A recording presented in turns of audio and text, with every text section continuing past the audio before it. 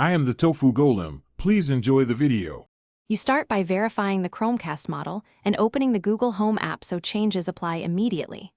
Next, you place the device close to the router, 3 to 6 meters, and remove obstructions because Wi-Fi signal strength matters.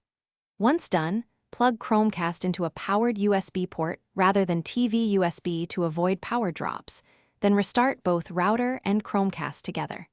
This clears temporary glitches and lets you run the next, more detailed optimizations with a clean baseline.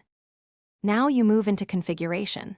Switch both your phone and Chromecast to the 5 GHz network when possible, because it reduces congestion and boosts throughput. Then reserve a static IP or create a DHCP reservation to prevent address changes that interrupt streams. Make sure Router Co.S prioritizes streaming traffic and choose a less crowded Wi-Fi channel to avoid interference. Also update router firmware. Security and performance fixes can cut latency. These steps together resolve most midstream buffering and lag issues.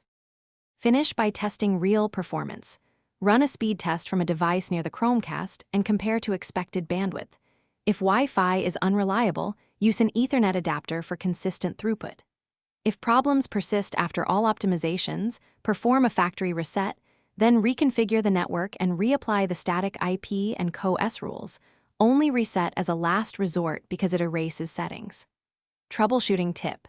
If playback still stutters, swap DNS to a faster public resolver and retest. Many issues stem from slow DNS resolution. Thanks for watching. Consider subscribing if we helped you today.